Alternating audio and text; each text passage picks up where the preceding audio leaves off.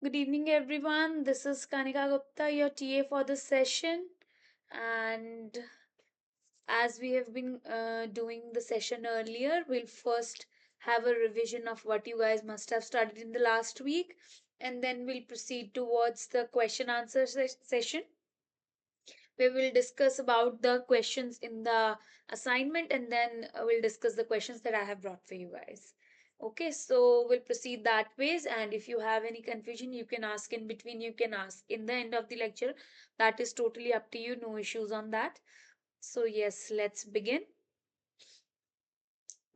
So in the last week's lecture, that is week 5, what we learned is about the cell-cell communication in case of developmental biology. So cell-cell communication is one of the very important aspect if we are talking about developmental biology, in that sense that every cell, every development that is happening uh, in the developmental biology, basically in an embryo which is actually getting modified to form a complete organism, so it needs that cell communication. Without that communication, no cell will come to know what it has to form.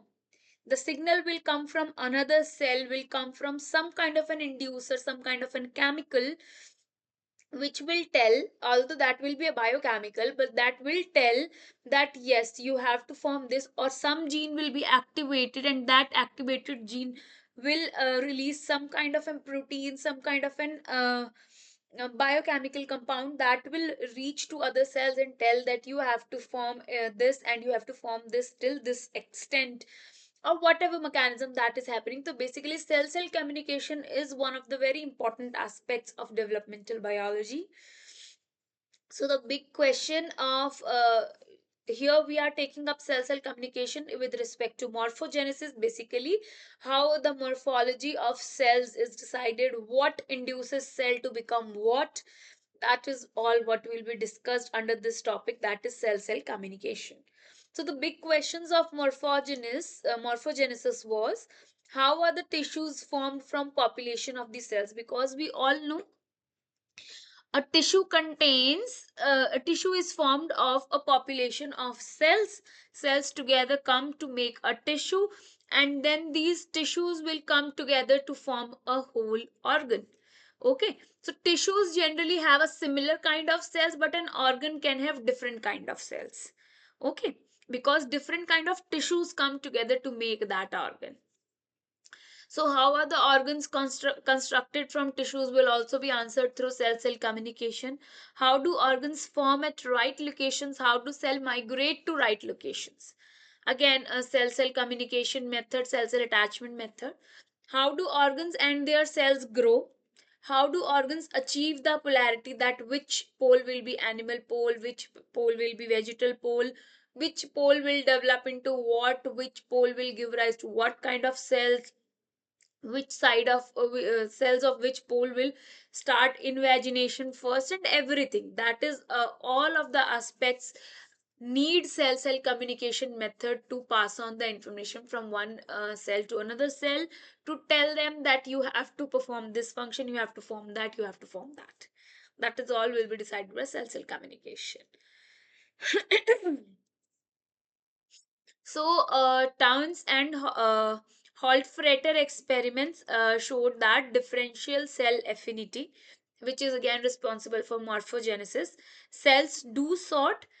For an example, reaggregation of amphibian neurulase cells. So, what did they do?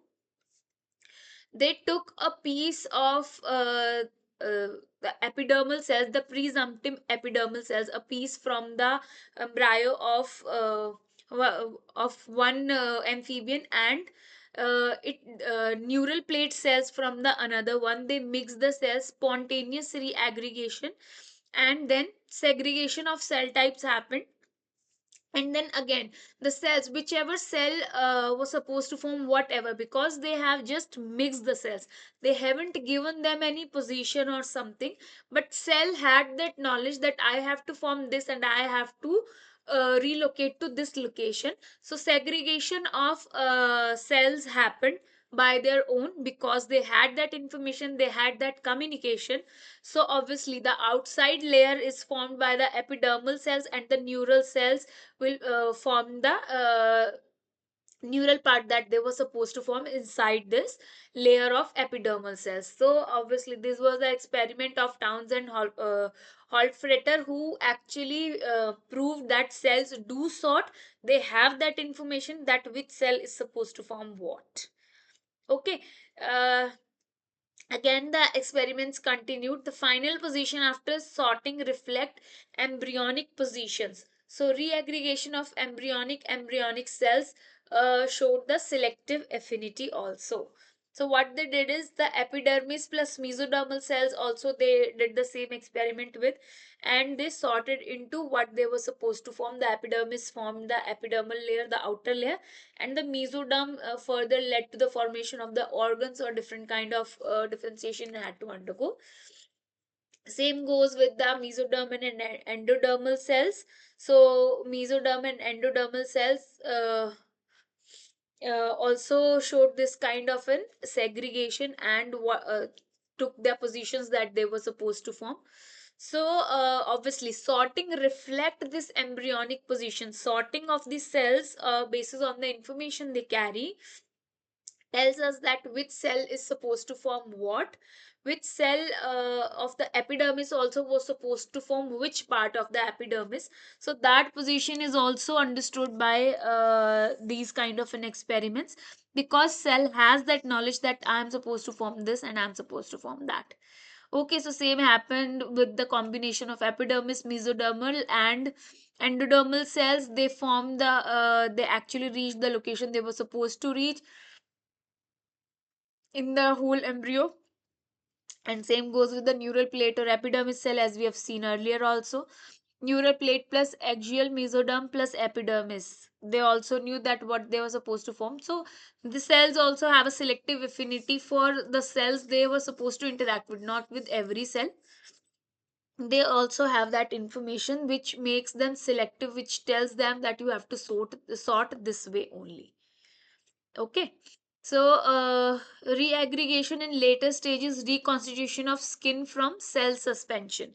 So they have shown it through an example how the skin got reconstituted from the cell suspension that was there, that was given to them. As you can see it from this image, that these are the separate cells. This is not a whole layer that was given to them, but cell has that knowledge. So it again in the later stages, although it got reaggregated and it got reconstituted, and they actually formed the whole skin cell, because it has that information that I am a dermal cell, I am an epidermal cell, I have to form this and I have to form that. Okay. So next come the Malcolm Steinberg's differential adhesion hypothesis. So they again showed that, because as we have seen earlier also, that we have mixed the cells randomly of neural plate and of epidermis, and of the sorry, these were the salam yes, sorry, epidermis. And they actually made a whole mass of that. They actually mixed these cells randomly, and later on these cells segregated. These cells formed the neural cells, made the neural part, and the epidermal cells formed the outer part that they were supposed to form. So this is an hierarchy of interactions, how these interaction happens. So then they studied that, and we'll discuss it further in the presentation, how this kind of an interactions happen, what decides, what are the many chemicals involved, what are the molecules involved in that. So cells sought to form the aggregates with the smallest interfacial free energy. That was one of the hypothesis that this Malcolm Steinberg gave for the differential adhesion hypothesis. What they did is they took the tissue, the limb bud tissue, and they mixed it with the pigmented epithelium red, the red one part. So the one with the higher surface tension went inside, and the one with the lower surface tension came outside. Same happened here when they did with the pigmented epithelium and heart cells. So heart cells again went inside. This is the equilibrium configuration or the arrangement of these cells. So obviously they actually proved it based on the surface tension. So the one with the higher surface tension stays outside, forms the outer coverage, and the one with low surface tension moves inside of the structure. Same was the case here, in which they have seen the one with the less surface tension was outside, the one with the higher surface tension was inside. So they did these kind of an experiments to prove that surface tension is one of the responsible factors. Okay. Next thing that comes into light here is that the cadherins, or we can say the cell adhesion molecules involved in cell adhesion, which actually works as a recognition molecule also, which tells that which cell will interact with what type of a cells. These cadherins are of different types. So they are basically calcium dependent adhesion molecules. And if you can see it from the structure, the main thing that needs to be kept in mind is the catenins, the alpha beta gamma catenins, and they actually make this cadherin contact with the actin. So this is a whole circuit that is built there on the cell surface, so that the cells will interact with the only those type of cells which it was supposed to interact with. Okay. So there are three different types of cadherins, sorry, four different types of cadherins will come on to them. So this is just an antisense RNA experiment with xenopus embryo, in which what they did is they developed some antisense RNA with the cadherins, and which led to the whole disruption in the cell-cell contact in these xenopus embryos. So they, this is just to show you the importance of the cadherin function. So different types of cadherins are E cadherins, P cadherins, R and N. E are the ones which are present in early embryo. P cadherins are placental attachment to uterus. So P cadherins are active when the zygote is developing, and now it has to get attached to uterus so that it can take its nourishment from there, get established there, so that it can develop better. Okay. Then R cadherins are involved in the retina formation, and N cadherins are involved in the central nervous system. So the relative amount of cadherins also matters, that on which cell how many cadherins are present, because as many as cadherins are present, it will make more and more contact, more and more tight cell adhesion. And if a lesser one is present, then the adhesion will be a little bit loose. So depending upon what type of information is the cell is having, and what kind of in a contact or what type of a function the cell is supposed to perform, so the relative amounts of cadherins are also different. So this was the experiment which was just to understand the importance of amount of cadherin for correct morphogenesis. So N cadherin, N was involved in the neural central nervous system. P cadherins were the placental attachment. E cadherins are for the uh, early embryo. Okay. So this is just to show you these different points. The color that is matched with the pink is the N cadherins. So this is just to show you the surface cadherins per cells. So just the importance or what kind of an distribution of there is there for the cadherins. So it is important for correct morphogenesis. If you can see it here, the problem in the cadherin, or we can say the cell adhesion, can lead to this kind of a disrupted development. But when they are correctly present, they are correctly interacting, then only it will form a correct embryo.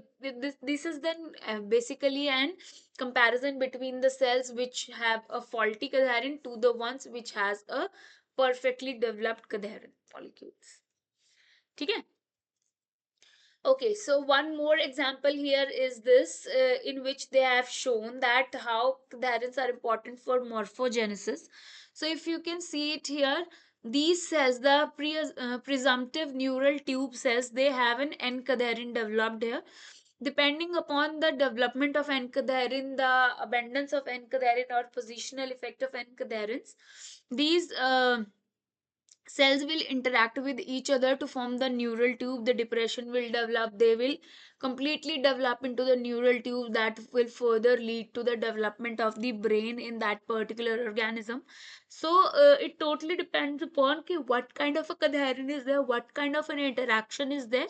So these cadherins are so important for morphogenesis. If the cadherin from here is lost, then this invagination, this depression of neural tube will be halted. The whole development of this neural part will be halted, will be affected.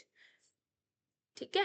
So they have just shown you this, the importance and types of cadherin for correct morphogenesis again. So in the zebrafish embryo, they have shown the basically the expression, ki where the expression is there. So if you can see the E cadherin, they are expressed here in the epidermal part.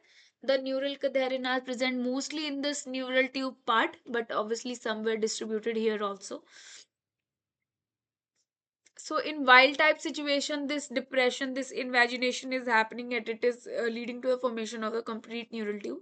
But in absence of encoding, if you can see no invagination is happening, this is a whole becoming a faulty embryo which won't be having developed neural parts.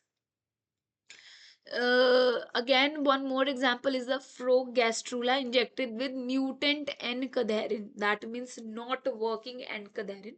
So neural plate cells with morpholino oligo against N-cadherin fail to invaginate in frog neurula. No invagination for the presumptive neural plate will be there, and green one is the affected, red is the neural plate, and notochord. This one is the notochord. The small GTPases, rho, actin, and known muscle myosin are crucial for the cell shape change, which is ultimately responsible for the morphogenetic movement. But if N-cadherin is faulty, then no contact information will reach inside the cell for the actins to move, for myosins to move. The small GTPas are actually involved in sending this information also. So no information will be there, and so obviously no movement will be there. And if no movement will be there, then no invagination of cells will happen, and obviously the embryo will be faulty. Because as I've shown you earlier, if you can see, this actin will get an information when there is some kind of an adhesive recognition happens at the adhesive recognition site, then it will send the signal through these alpha beta and gamma catenin, and then the actin or myosin will be activated for movement. So that is why these cadherins are very important. Again, the ventral furrow formation during Drosophila gastrulation. Gastrulation internalizes the cells that will become the mesoderm. So again, the same example in the Drosophila also, how the different proteins, the localization of different proteins are involved in this, how the distribution of these proteins towards either apical side or the basal side is again a very important aspect to understand that how the invagination, the internalization in the Drosophila gastrula will happen, and then it will be further developed. So if you can see it from the example here, the getting mesodermal cells inside the embryo during Drosophila gastrulation by the regulation of cytoskeleton. So how will this happen? The twist, snail, and myosin 2. This is the distribution of all of these three proteins. How the distribution is there, and how it will. If you can see, these are actually present only in these lower cells, and the myosin is present towards whole of the cells, the apical side of the whole of the cells, and this twist and snail is distributed here only, so that it can further lead to the development. Now if you'll see that in this particular part, when the myosin is there, but now when the movement has started, it has reached here at the edge, at the basal side, from where it will start invaginating, it will start forming the invagination, so that these mesodermal cells can invaginate and will form the organs whatever they are destined to form. So this is because the differential distribution of these type of proteins, and also of rho and beta catenin, because beta catenin, as I've shown you, there is involved in the movement of the actin and myosins. If actin will move, then myosin will move. So obviously beta catenin is important for passing on that information. If beta catenin is faulty, or if rho is faulty, then the information won't be passed on, and if the information is not passed on, then no movement will occur. So if you see, initially the rho and beta catenin are present in the both the directions, but when the movement starts, when it gets the signal that now the cells has to move inside to, that this has to invaginate to form the mesoderm, then they all will be gathered here at the basal side, and the invagination in the embryo will start, and the gastrulation process will happen. So obviously the distribution, the cell cell communication here is very important, otherwise how will the neighboring cells know that it is time to move inside? Okay, so this is the tracheal development in Drosophila. This is the BNL secreting cells. This is the tracheal epithelium, and this is the stage 11 at 6 hours, 6 hours of development. Okay, this is the leader cell that is activated in the presence of BTL, and this is stage 12, which is after 8 hours. So whenever these BTL cells get activated, then only it will be able to start invaginating, and will tell the neighboring cells that it is now time to invaginate, and then it will branch. So this BNL means branchless. So if this BNL is not there, then the branching will not happen, and if this BNL is there, then obviously the branching will happen. So again, the cell cell communication is the one which is helping uh, in the further development inside the embryo. Okay, so if you can see, this is the BNL protein which is secreted by this BNL secreting cells, and when this leader cell, the BTL activated cells, start invaginating, then obviously this BNL protein, the branchless protein, will help in development of tracheal branches. Okay. Now, cell migration is again one of the most important aspects of developmental biology, because it's not like ki whatever cell is present where, then and there it will develop into something that it was supposed to know. The cell has to migrate most of the times from one location to another location. So that cell cell migration, again, how does this happens? So it happens in four steps. First is the polarization, second is the protrusion at the leading edge, third is the adhesion to ECM, that is integrin, the extracellular matrix, and fourth is the release adhesions in the rear, basically in the back. Whatever adhesion it was having before, it has to release that so that it can move forward.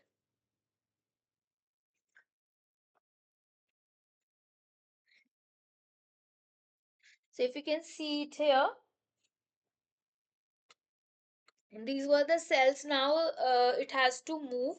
So what will they do is, in whichever direction it has to move, it will relocate all of its actin, most of its actin, in that direction only, and it will start retracting back its adhesion from that position where it was already attached. If you can see it here, the filamentous actin is decreasing, and here it is the highest because it has to move in that direction. So first of all, polarization will happen, and then the protrusion will happen, which if you can see, this cell has protruded in this direction. Then the adhesion to ECM integrin will happen. So these the molecules on the surface of this cell will adhere to the integrins, the extracellular integrins, and then this adhesion, the one in this rear, it will be released, and cell will move forward. So this is how it will keep on moving forward till it reaches its destination where it was supposed to reach, where the cell is supposed to develop. So this is how the cell cell migration happens in these four stages, and this is how then whole development continues. Okay. Now another thing that needs to be understand in the cell cell communication is the the induction and the competence. So induction is basically a molecule, or we can say a signal, which induces, or we can say which causes another cell, which passes the information to another cell that you have to do this, or you have to develop like this, or you have to start this process. So that process of inducing a cell to perform some kind of a function is induction. The inducer is involved, responder is involved in induction, because one cell will send the information and other will respond to it. So the one which is sending the information is inducer, and the one which is responding to this induction is responder. So two types of cell will be involved in this kind of a cell cell communication. Then is the competence. It's not a passive process.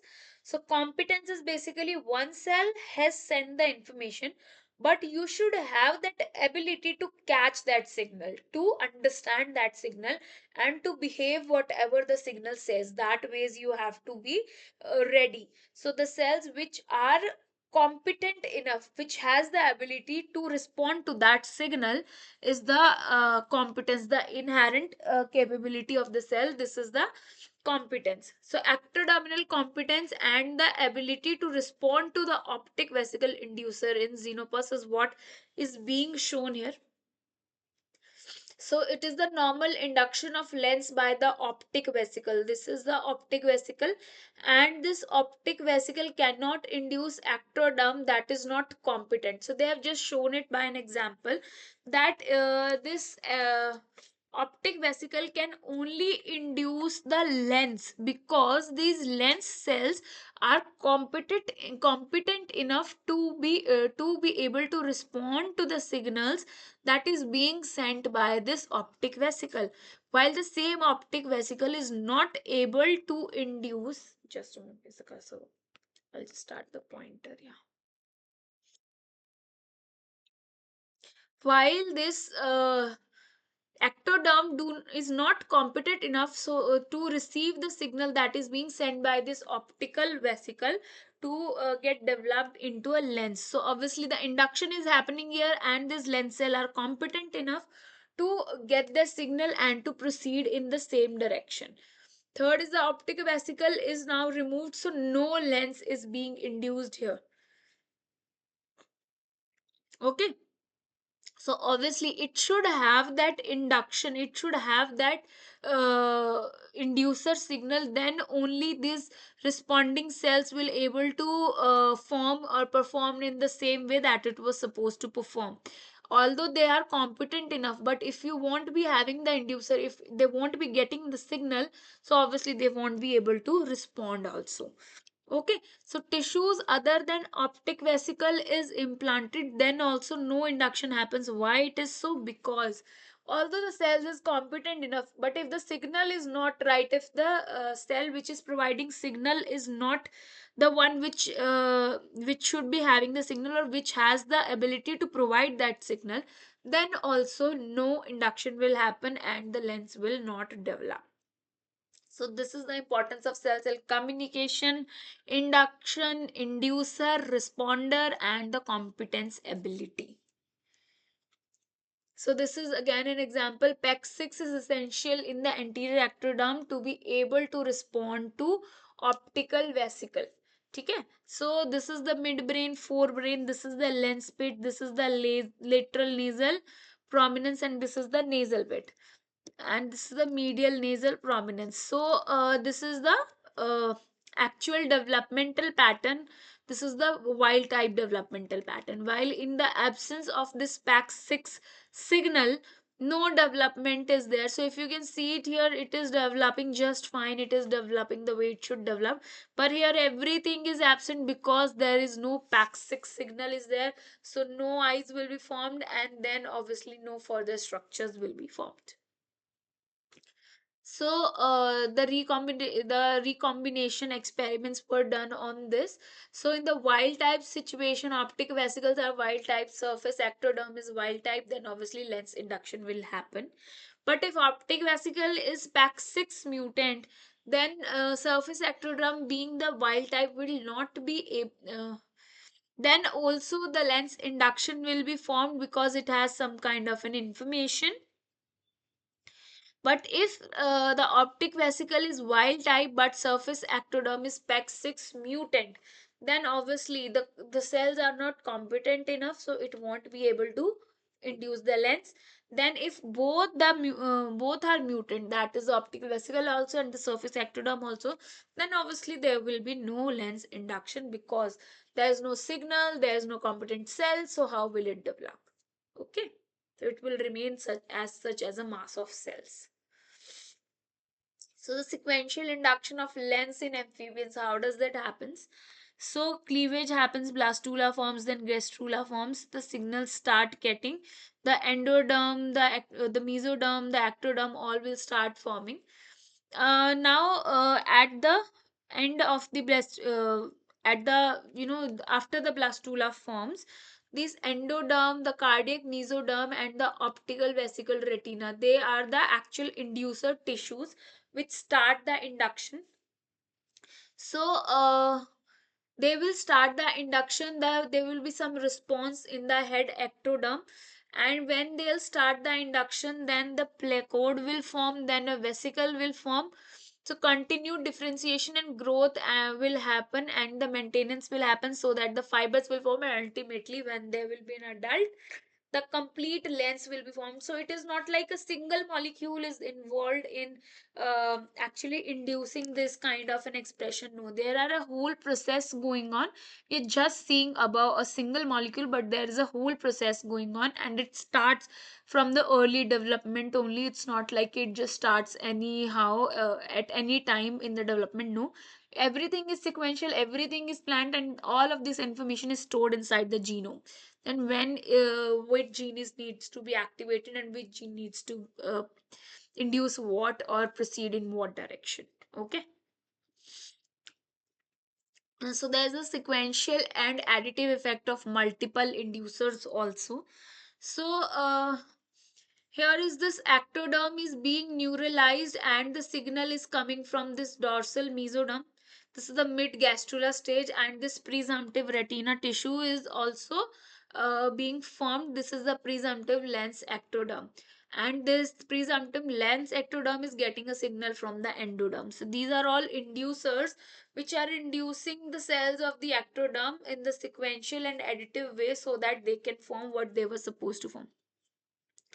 So OTX2 is expressed in the presumptive lens ectoderm, and then in the late gastrula stage, this OTX2 will start developing in the lens ectoderm, and these signals will lead to the this mid gastrula stage to late gastrula stage, and now OTX2 is expressed there.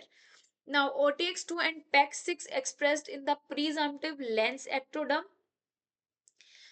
This is the neural plate that is formed. This is the early neural stage. Then the OTX2, PAC6, and SOX3 expressed in the presumptive lens ectoderm. This is again because of this optic vesicle.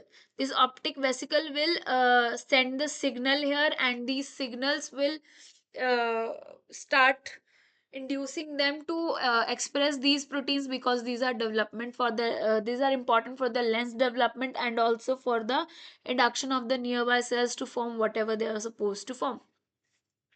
So this is how a sequential and additive effect of multiple inducer happens. So reciprocal and sequential inductive events also happen in developmental biology. This is the lens placard, this is the neural ectoderm, this is the optic vesicle. So early optic cup it will form. First stage is this, then this early optic cup forms, and then the inner layer, the prospective retina forms, and the outer layer, prospective pigmented epithelium forms. So this is again induced by the lens. So this is how the reciprocal and sequential inductive events also happen. The at one point of time when one cell was getting induced by the other, at some other point of time the induced cell can also be an inducer and can induce the cell which was earlier an inducer. So these kind of a reciprocal events can also happen.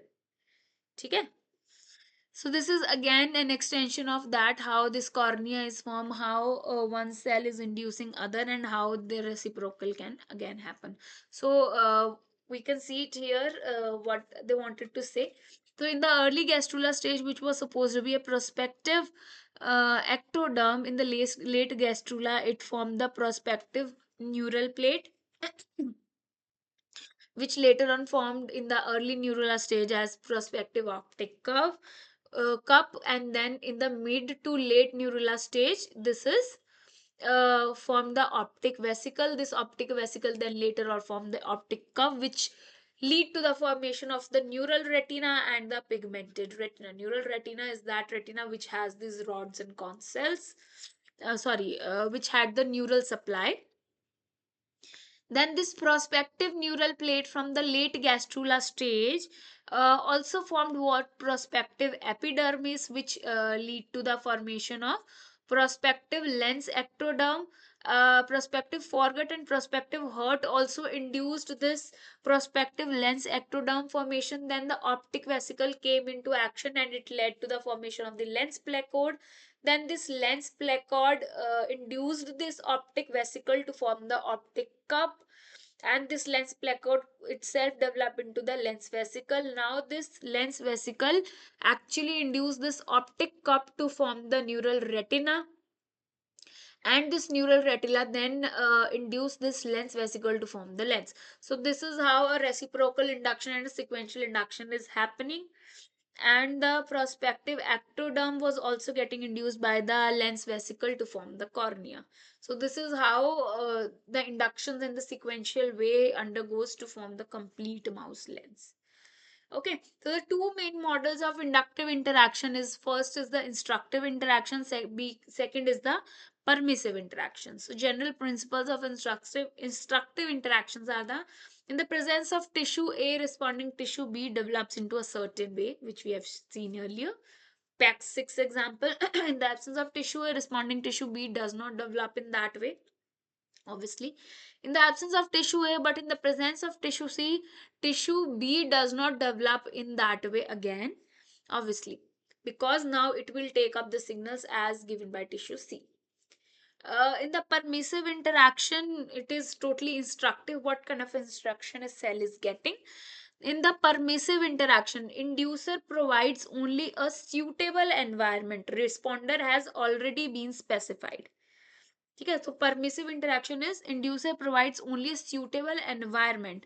Responder has already been specified. So inducer only provides that environment in which the responder has to develop. It has already been specified. Responder has the information. Inducer only provides that environment. That is the permissive interaction. So if this inducer is not there, then the responder will not be able to develop that way, although it has the information, but it did not get the environment that was only supposed to get provided by the inducer. Okay. Then this is the example of epithelial mesenchymal interaction.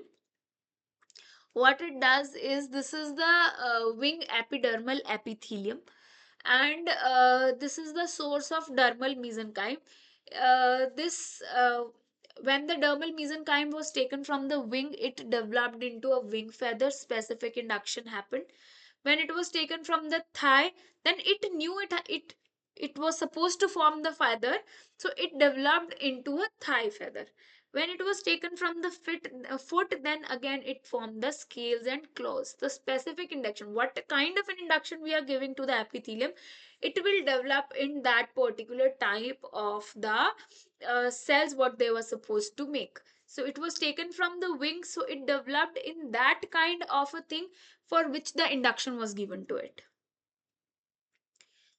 Same is the example here, the genetic specificity of induction in amphibians. So in the frog gastrula, a piece of this from this donor gastrula was taken and was given to this newet gastrula, and it developed the structures that was similar to the frog tadpole suckers, because it is genetically it was known to form this only. Whatever induction it gave, it formed the structure of a frog.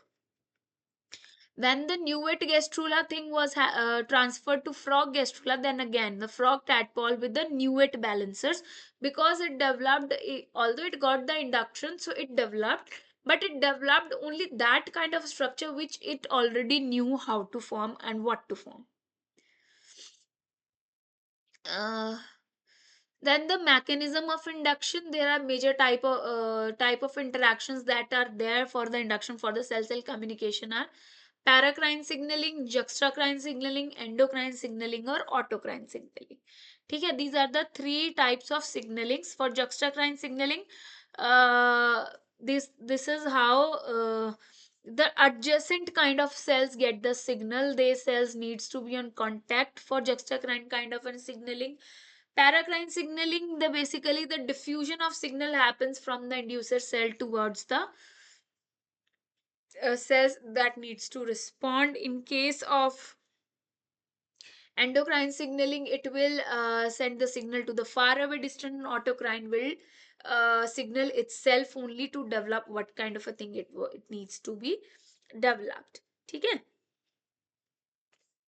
Four major families that are involved in paracrine signaling are fibroblast growth factor, the hedgehog family, wingless family, and TGF beta family signal translation cascades. What is there that is happening?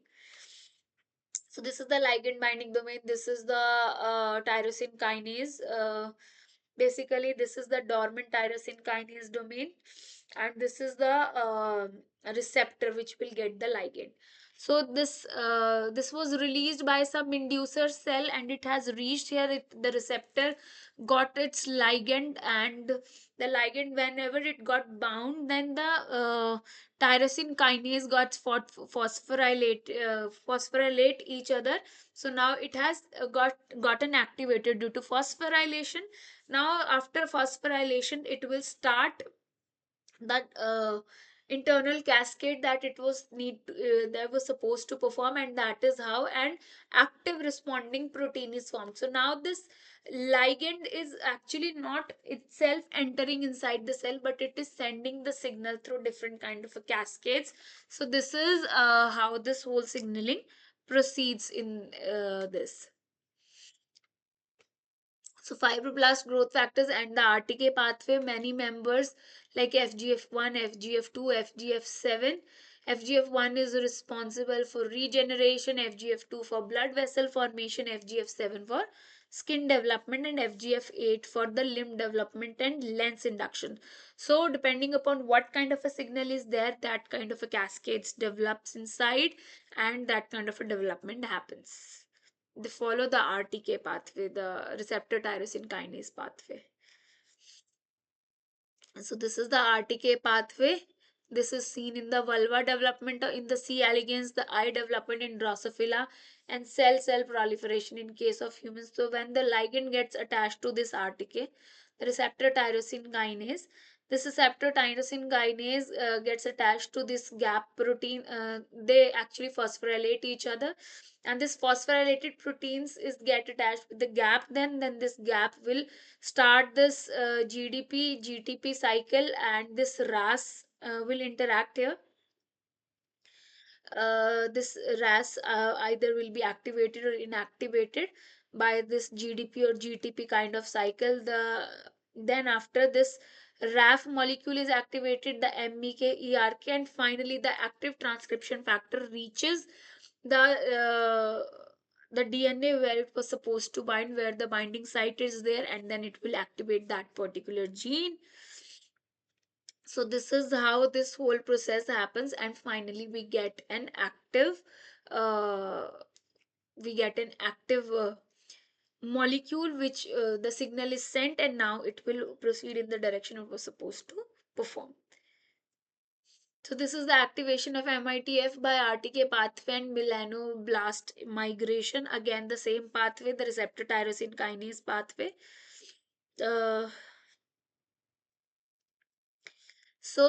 This was the thing that was discussed in week 5. Most of the signaling pathway, more of a signaling we'll see in the coming week also, but this was what we have started in the week 5. Now let's move towards the assignment questions. I hope you understood the lecture well, and we'll proceed in the same way that we have been going for the lecture.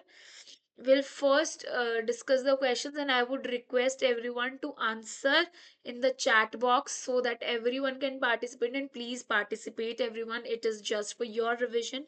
If you have some kind of a confusion with the question, you can ask me so that you can get a clarification also, and you will be able to perform. Okay. So I'm giving you a time of 2 minutes. If you have any confusion in the lecture, you can ask. Otherwise, we'll proceed towards the assignment questions.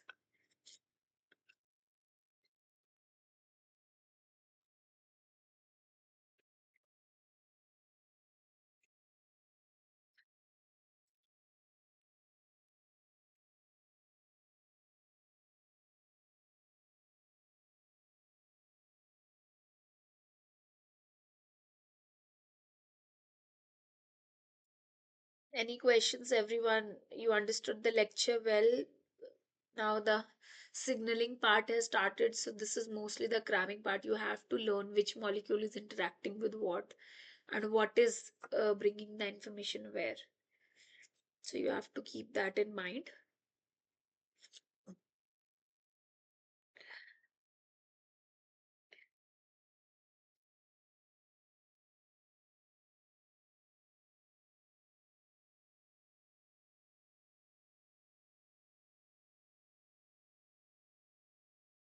Any questions, everyone?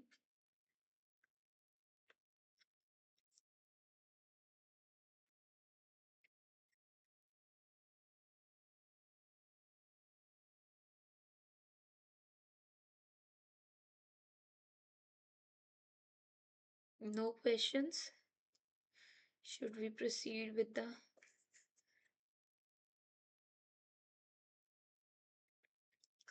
assignment questions then? Okay, if you have no questions, then we'll proceed with the assignment questions. Question number one: which of the following processes are regulated in the multicellular organism to ensure correct morphogenesis?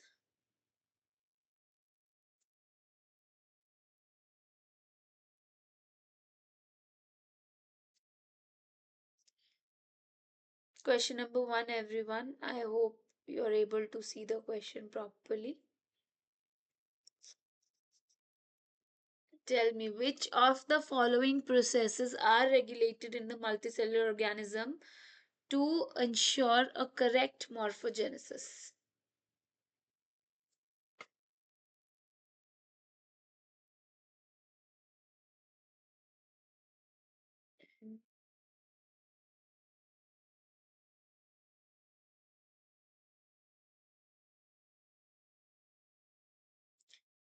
Question number one.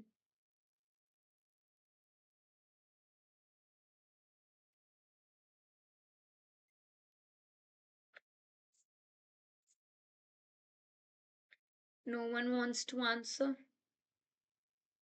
Okay, no worries. I'll tell you the answer. Aggregation of the desired cell types and their positional relative to each other within a tissue. Cell migration to their desired positions in the tissue. As we have seen earlier, there are four steps that a cell migration needs to follow. That is also an important aspect to ensure correct morphogenesis.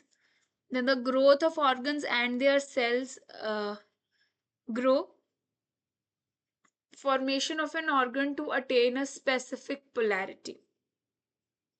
So again, the formation of organ is also important so that a specific polarity is there, and all the type of the cell required for this organ to develop properly will also be there. Okay. Question number two: differential embryonic cell population when mixed together in vitro were observed to re-aggregate to reflect their position in the embryo because.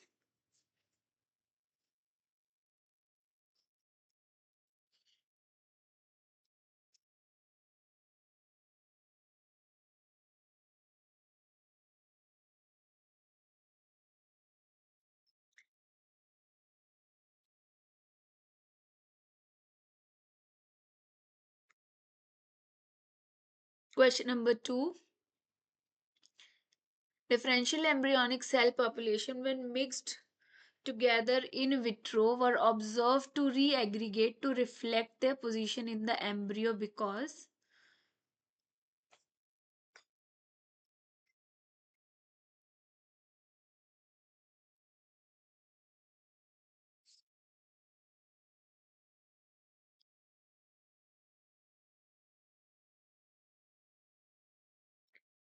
answer question number 2 is the cells possess an inherent ability to differentially adhere to different cell populations.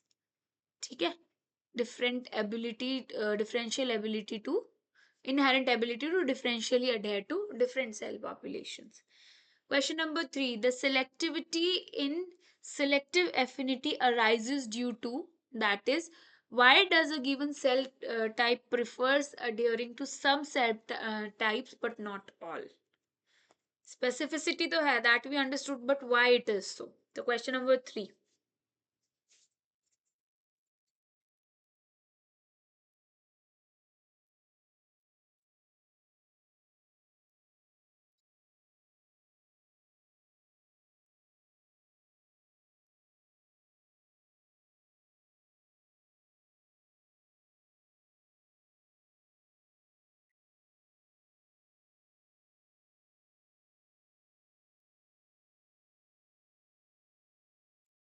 Question number 3, everyone.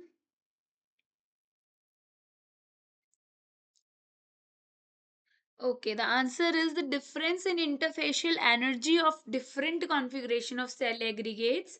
Cell prefer the configuration with the smallest interfacial energy. हम लोगों ने वो surface tension वाला example भी देखा था. So this is how it happens. ठीक है? Now let's move towards the next question.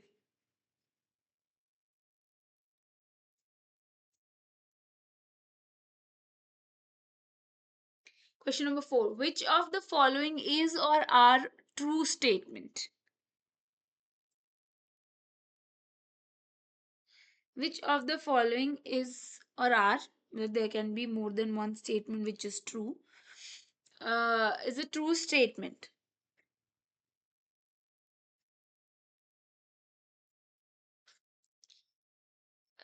Question number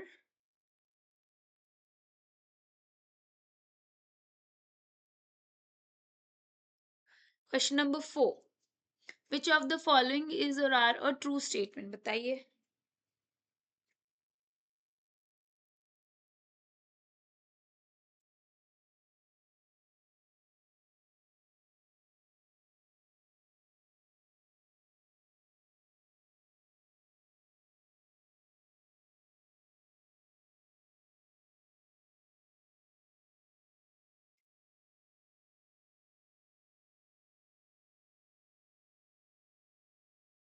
कोई आंसर करना चाहता है? चलो कोई नहीं. I'll tell you the answer. The molecular basis. So the true statement is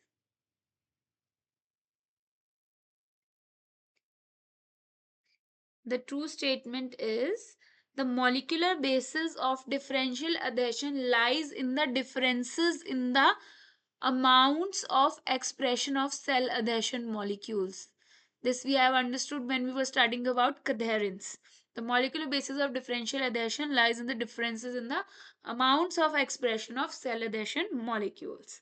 Okay, question number 5. Which of the following are true regarding the invagination of cells during gastrulation? Which of the following are true regarding the invagination of cells during gastrulation? Question number 5.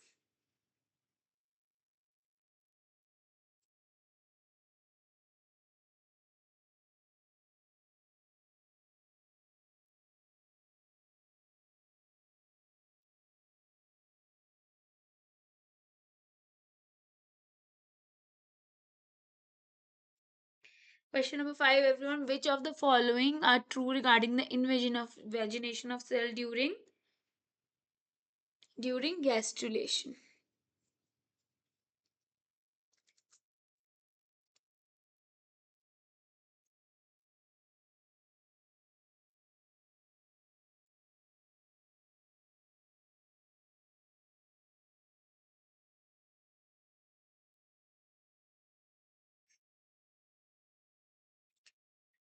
Okay, so answer to this question is option number B and C. Formation of furrow begins with the relocalization of rho and beta catenin that we have seen earlier.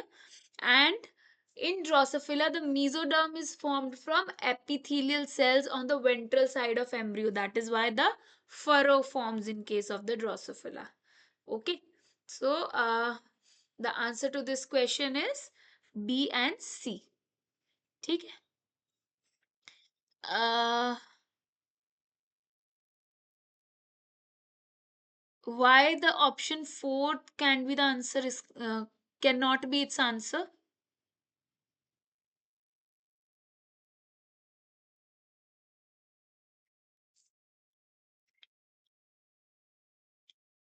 Because these are actually the ones which are helping in its movement, which are coordinating the movement, but they are not differentially distributed or either towards the apical or the basal side. They were present throughout the cell, but yes, they were present in that particular cells only. It was not like they were present all over the embryo cells. Okay, that is why option 4 cannot be the answer. In a mutant Xenopus levis embryo, the anterior side of question number 6 I'm talking about. In a mutant Xenopus levis embryo, the anterior side of lens formation does not take place. What are the possible reasons as to why there is no induction of lens?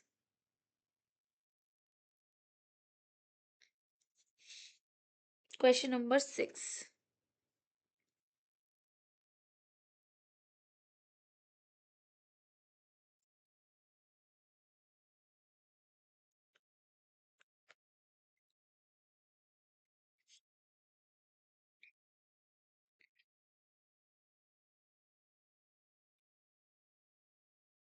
Question number 6.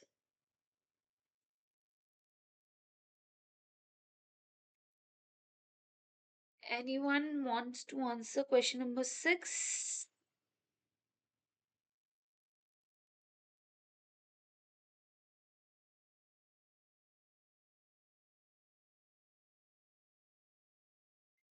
Okay, I'll tell you the answer. Uh, The answer to this question is the optical vesicle is replaced by another tissue which cannot induce lens formations.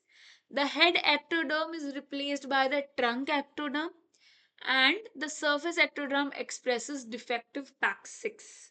So any of these situation can lead to this kind of an no induction of lens. Okay. Question number 7. Which of the following statements are false with regards to cell migration? Question number 7.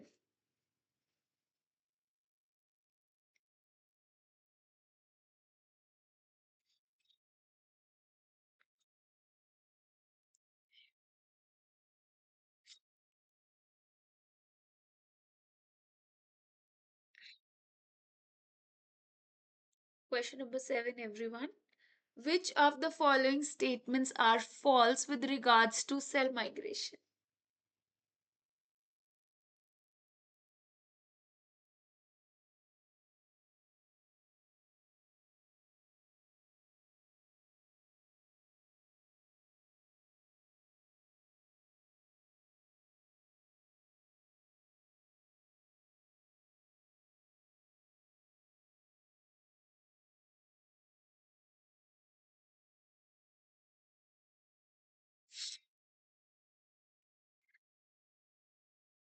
Question number 7.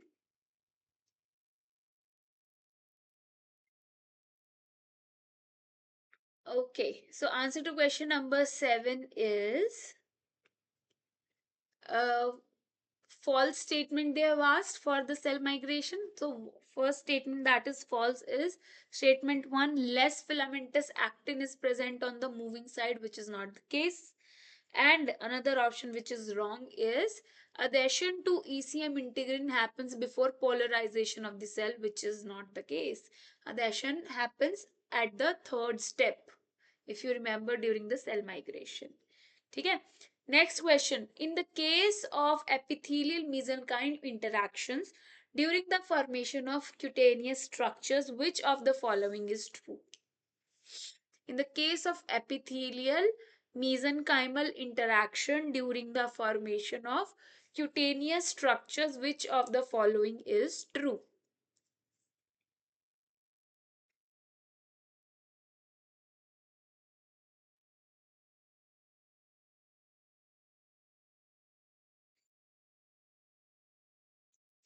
In the case of epithelial mesenchymal interactions during the formation of cutaneous structures, which of the following is true?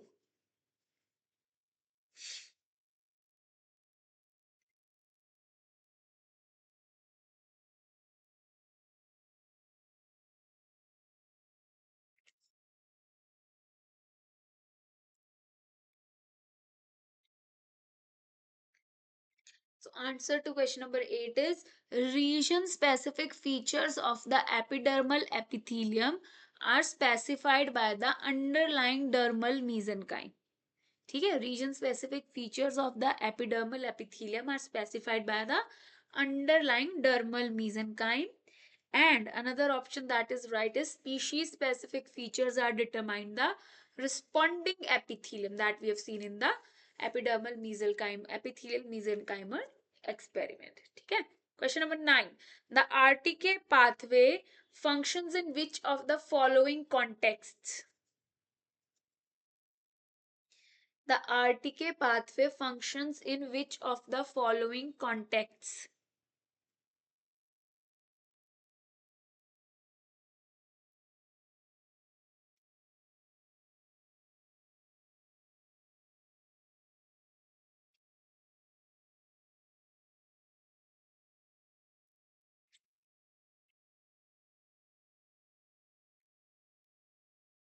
Yes. The answer is lens induction through FGF8. Next is the vulval development in C. elegans and cancerous cells. ठीक है. Question number 10. Select the correct order of steps in the RTK pathway.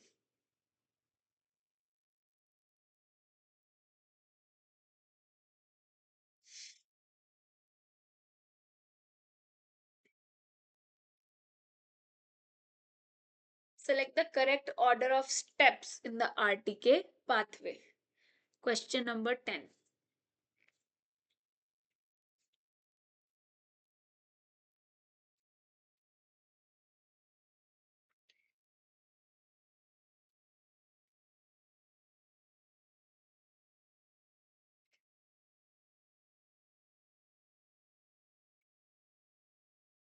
Question number 10, everyone.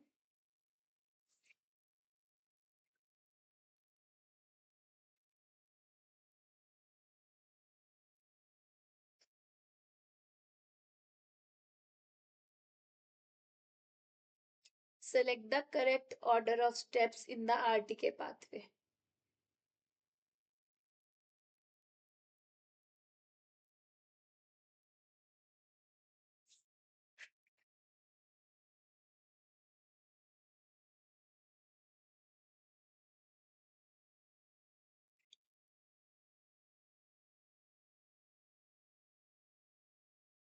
Okay, yes, the answer to this question is B. First is receptor tyrosine kinase is dimerized by a paracrine factor. Then the autophosphorylation of the receptor happens. Then the adapter protein activates GEF. Then the phosphorylation of GDP bound RAS happens. Then this RAF phosphorylates a series of kinases like MEK, etc. Then ERK is activated, and then finally transcription factors are phosphorylated. So this is the whole order of RTK pathway functioning. Okay. So with this we are done with the assignment questions. Now we'll move towards the questions that I have brought for you guys.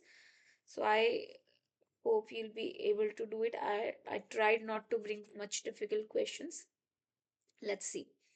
So question number 1. In developmental biology, induction refers to what does induction means in developmental biology?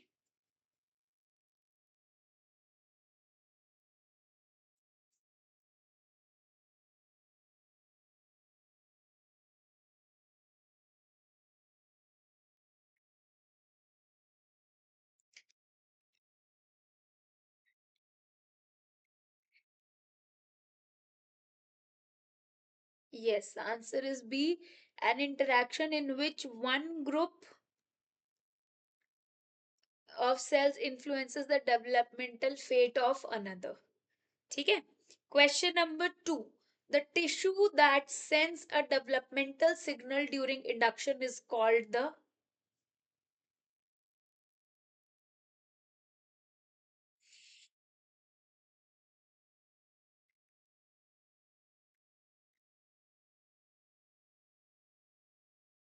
Yes, it is called the inducer. Next, question number 3. For a responding tissue to react to an inductive signal, it must be.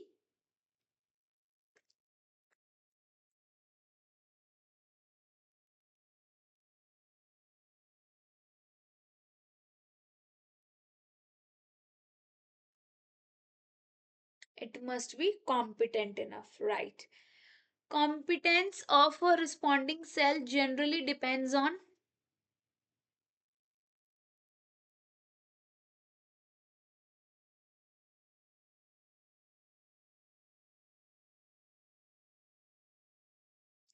Competence of a responding cell generally depends on.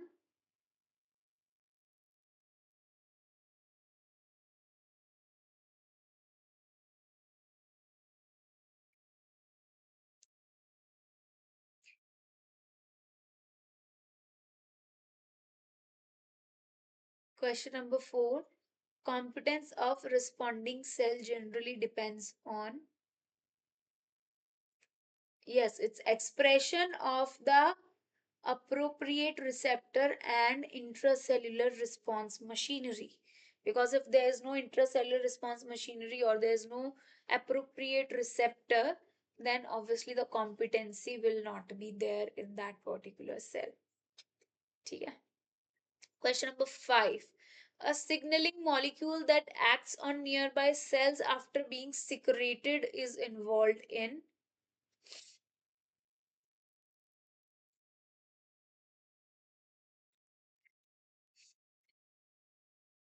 That acts on nearby cells after being secreted is involved in what kind of a signaling?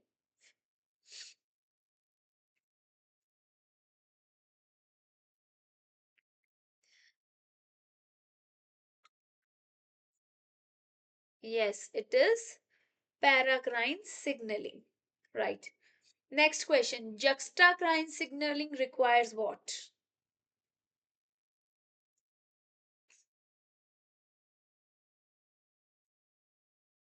Juxtacrine signaling requires what?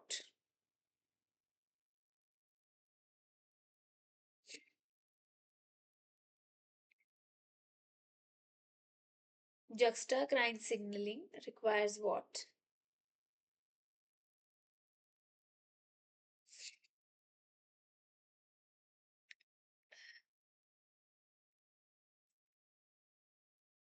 Okay, so yes, it requires the direct contact between adjacent cells. It requires the direct contact between adjacent cells.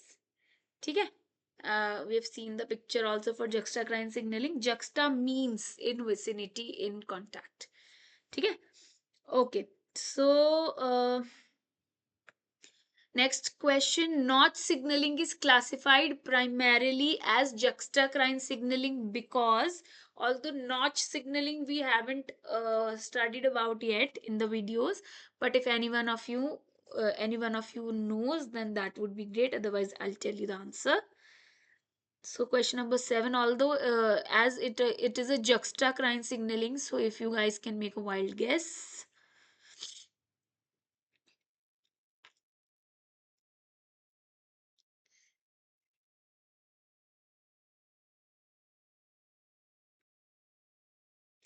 Only one option is the most appropriate here for this answer.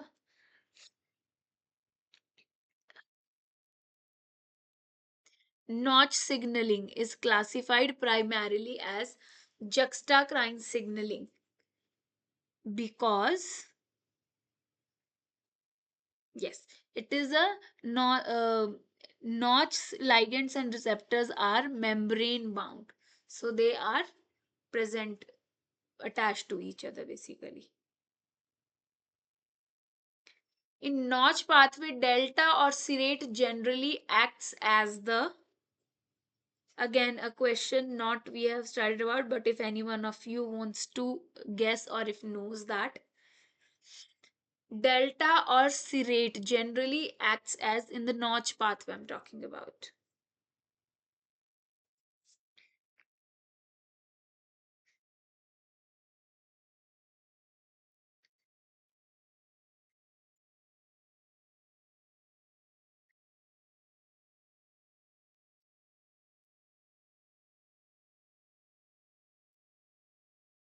Yes, the answer is ligand, right? uh, Question number 9. Activation of notch signaling leads to the release of. These are mostly notch signaling based questions, but I think you guys know it, so I am hoping you will be able to answer. Activation of notch signaling leads to the release of.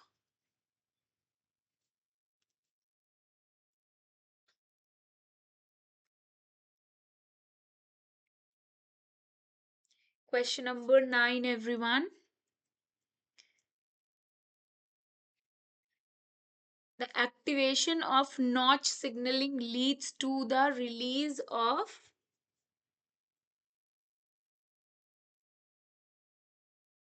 Yes, it is the notch intracellular domain. Notch intracellular domain.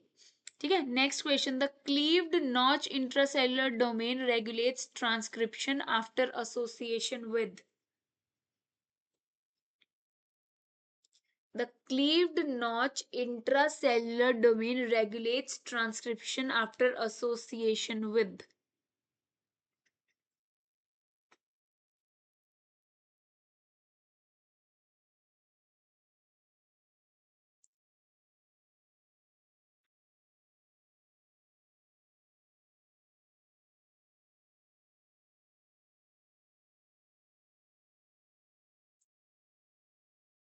After association with. Question number 10. The cleaved notch intracellular domain regulates transcription factor after association with.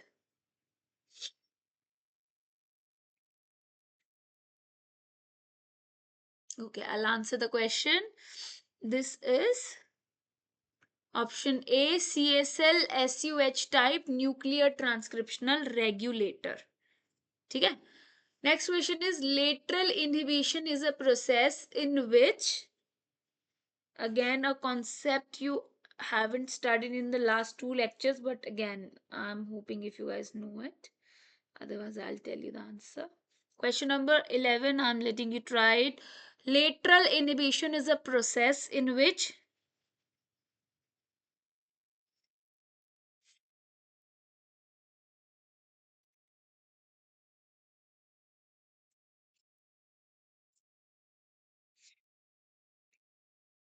Question number 11.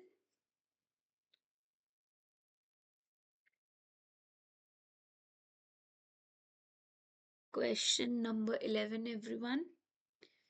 Yes, it is. One differentiating cell prevents nearby cell from acquiring the same fate.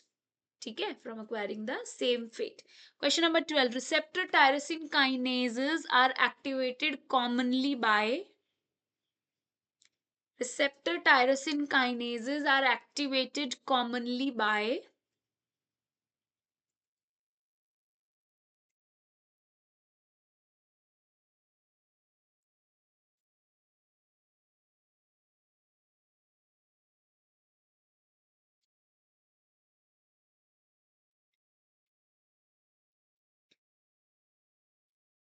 Receptor tyrosine kinases are activated commonly by.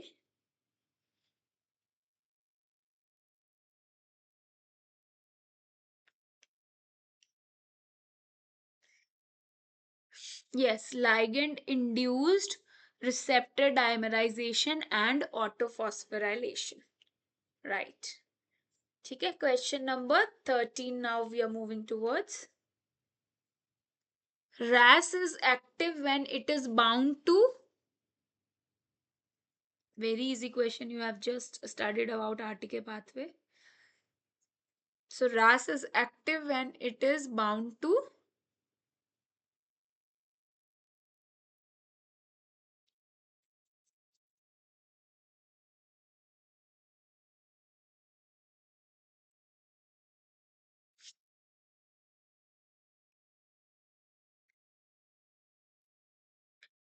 RAS is active when it is bound to.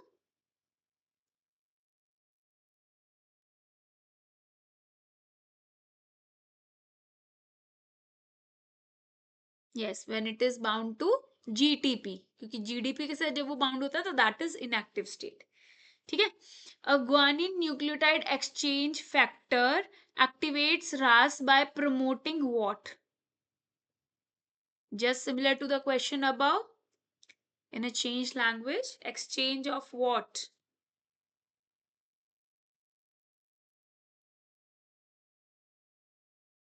Activate करना है RAS को, तो how will it get activated?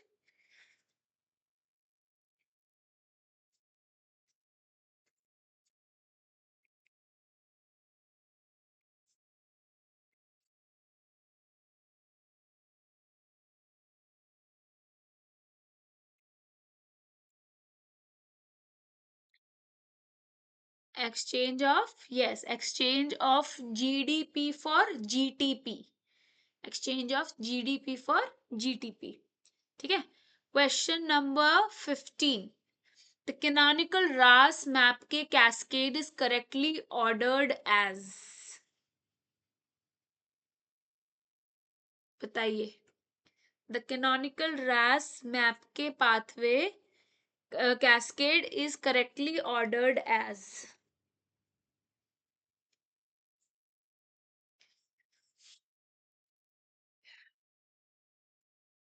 ये भी हमने देखा है आज.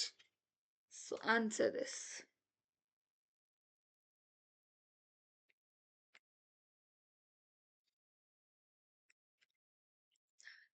Question number 15. Yes, true. It is RAS to RAF, RAF to MEK, and then ERK. Then this ERK will enter the nucleus and it will lead to the activation of transcription factors. ठीक है. Question number 16. In the JAK-STAT pathway, ligand binding generally causes what? In the JAK-STAT pathway, ligand binding generally causes what?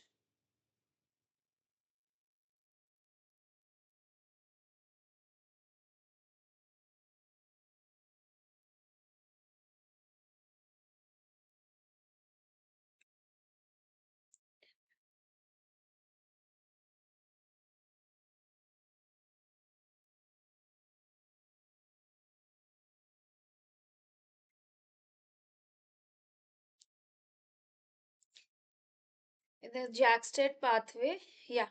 So answer to this question is receptor associated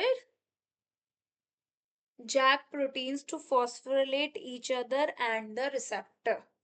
ठीक है. This is what happens in the JAK-STAT pathway.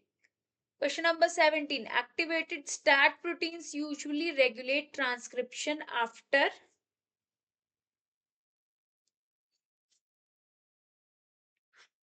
Again, not something that we have studied in the last week, but if you can guess the answers, because all questions now are like that only. Question number 17.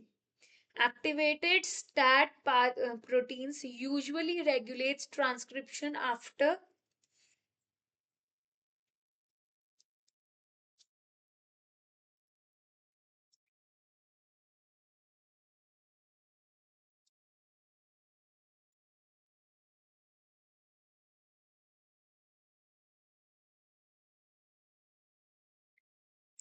Right, Shalini? It's forming dimers and entering the nucleus. Should be sure.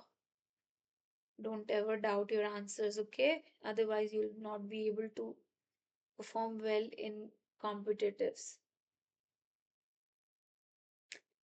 Okay, so question number 18. TGF beta family ligands signal through receptors that are primarily.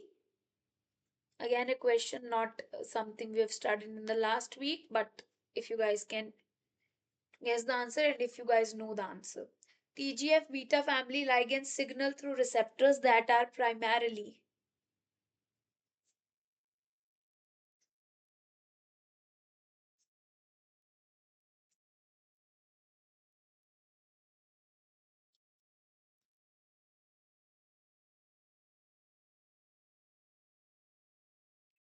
Question number 18.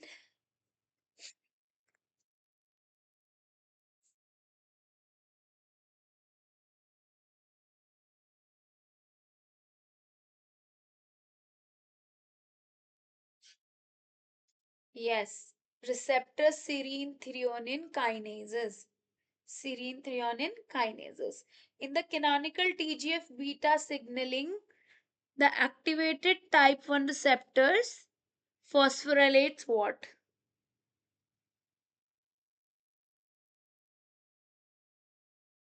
Question number 19. In the canonical TGF beta signaling, the activated type 1 receptor phosphorylates what?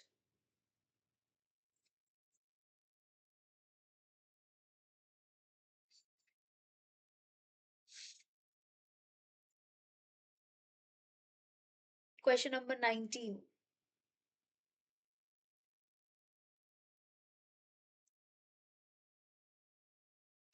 Okay, I'll tell you the answer. Receptor regulated SMADs. It is receptor regulated SMADs. Okay. Last question. SMAD4 function mainly as. SMAD4 function mainly as. Question number 20.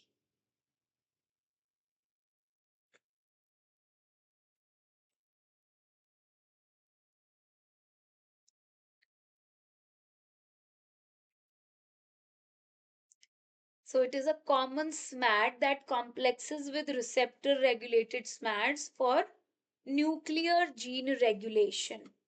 For nuclear gene regulation. So with this we come to an end of today's lecture or today's questions that I have brought for you guys. If you guys have any confusion, you can ask me. I'm here waiting for your questions. You can ask me the questions. I hope you have you have listened to the last week's videos and you guys were able to understand the concept. If still some issues there, you can ask me. And if you want to ask in the next doubt session, that is also fine with me. No issues on that also. But whatever lecture series, whatever is there in the lecture series, listen it properly and note it properly because now the signaling part is getting started. Okay. So if you guys don't have any question, you guys can leave the meeting. Thank you so much for joining. Thank you all. We'll meet next week. Happy Raksha Bandhan to you all already. We'll meet you next week then. Thank you. Thank you for joining.